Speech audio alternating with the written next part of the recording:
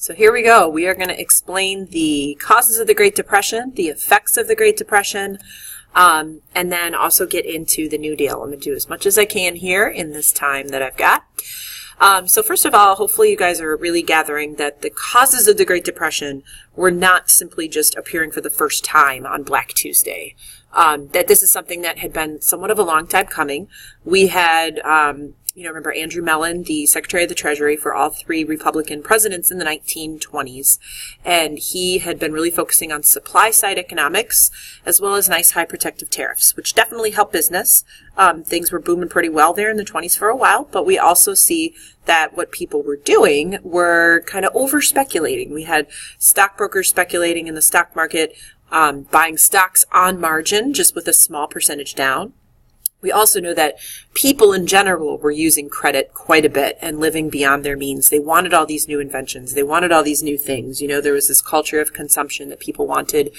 And so people were making kind of risky decisions at pretty much all levels. So we saw on October 21st, 1929, the market took a small crash. And then that, of course, led us to the following week or so, Black Tuesday, when stocks lost $10 to $15 billion in value and $30 billion total was lost. And like it says there, that is the sum equal to what everybody in America made in that particular year. So this was a really big event. This is the spark that sets it all kind of up in flames. So we had those over speculation and, overconsumption and underconsumption, but people buying too much on credit that are really going to make the situation go from bad to worse. So the bank runs we talked about were when people went to the banks to withdraw all of their funds. And because banks didn't actually physically have all the cash with them, then there was no insurance that when everyone's withdrawing their life savings, well, eventually the bank's going to run out of money and they have to close. And so these were called the bank runs. Here's some of those mistakes that were made in the 1920s that kind of set up what happened. So we know there was overproduction of goods, but we weren't able to sell our goods overseas because of really high protective tariffs, right? We know there was definitely an uneven distribution of wealth that made things somewhat unstable. We know that the international currency was extremely unstable. And again, people wanted these new things. Once the Depression starts, we'll see that Hoover actually tries the Hawley-Smoot tariff, which was that really, really high protective tariff. He thought it would stimulate business, and it just didn't help. If anything, it made things worse. So these are all some things we're going to see that are going to make that crash worse. By 1933, more than 9,000 banks had failed, and 9 million savings accounts were just gone. 25% of the country was unemployed.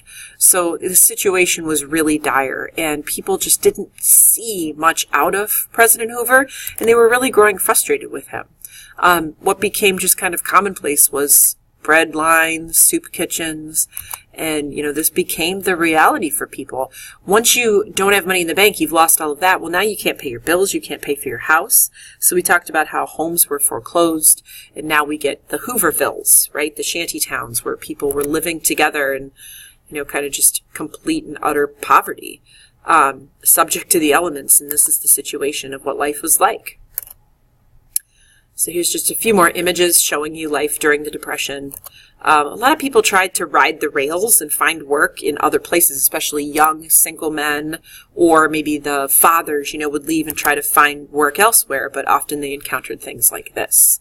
So there just wasn't any ability for businesses to be able to hire, because no one was buying anything, so businesses weren't able to do well either. As if things couldn't get any worse, we saw a massive drought in 1932 and 33 that led to what became known as the Dust Bowl. And this was through most of the kind of southern Great Plains states. So a lot of people then basically gave up and headed west to California. And they were called the Okies. Most of them had started in Oklahoma. So they went on Route 66 and headed west and, tried to make things better. I was trying to show perspective. There's a house under this little red thing.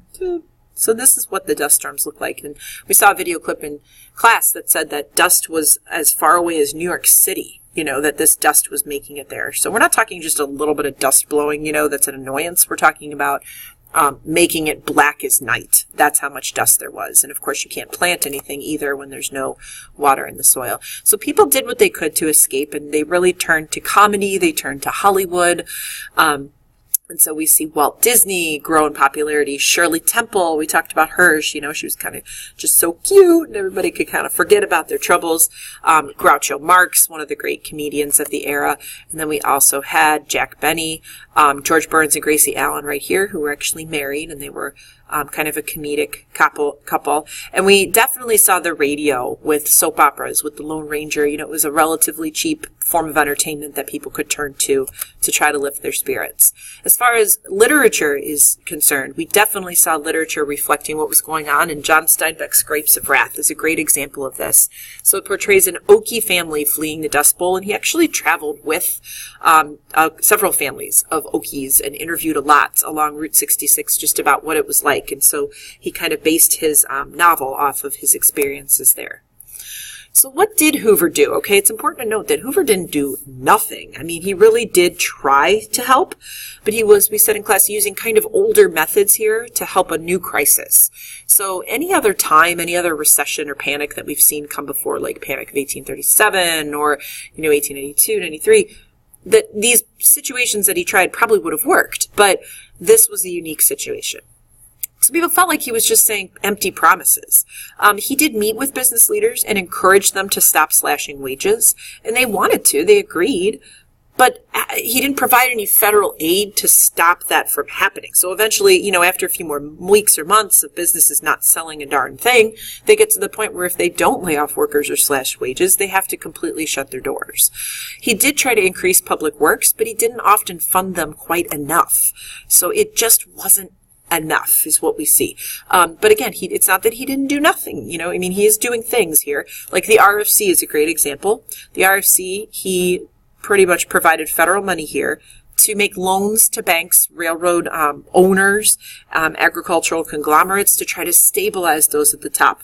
And it was more than a lot of his advisors wanted him to do. Andrew Mellon, really said, the market will fix itself. You just need to stay out of it, and let the market run its course. So it is worth noting that he really did try to do things. We mentioned the Hawley-Smoot-Fick tariff as being a complete failure and not able to turn around the situation.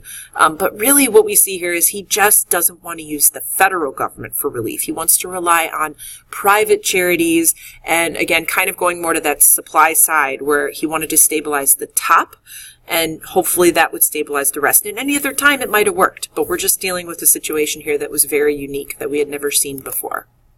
Okay, the bonus army is really what I kind of said is the nail in the coffin here for his presidency. And this was when World War I veterans had been promised a $1,000 bonus that was going to be paid in 1945. And so, things were rough. They wanted their bonus now. They figured, hey, we put our lives on the line for the country. We kind of want that bonus now. We think we deserve it. So it wasn't that Hoover disagreed. It was just that they were having a hard time figuring out where the money was going to come from. So there was actually a potential bill to just reduce it to $500 and make it cash payable then, but the bill didn't go through Congress. So once the bill wouldn't go through Congress, most of the veterans that were camped here left, but there were about 2,000 that stayed back. And then Hoover said, look, I can't meet with you. I can't do anything else. You need to leave. And then after that, it got pretty ugly. Hoover had to call in General Douglas MacArthur. A couple of veterans are killed. They're using tear gas. They're using bayonets, right? It's just a real embarrassment. And so this is the thing that I think is really going to make it just over for Hoover. People were so ready for something different, something new, someone who they felt would connect with them. And they get that in the election of 1932. They get that with Franklin Roosevelt. So Franklin Roosevelt, Democrat, we've got a change in party here. In his first inaugural address, you can see the very famous quote, which I'm sure you've heard before. You probably just didn't realize where it was coming from. So that was what he said there in his very first inaugural address. And we're going to see that Franklin Roosevelt is going to be really good at connecting with people, as is his wife, Eleanor Roosevelt. She's going to be just really, both of them were so well loved by a lot of people and who really felt they were just finally getting someone in the White House who was going to listen. And again, it's not that Hoover wasn't listening, you know. I always feel bad for Herbert Hoover a little bit because I think he really did try. He just wasn't quite as good as connecting with people and explaining what he was doing. And so people did not feel drawn to him like they will with FDR. So I'm going to stop here and start another video where I will explain FDR and the New Deal and what that does for America.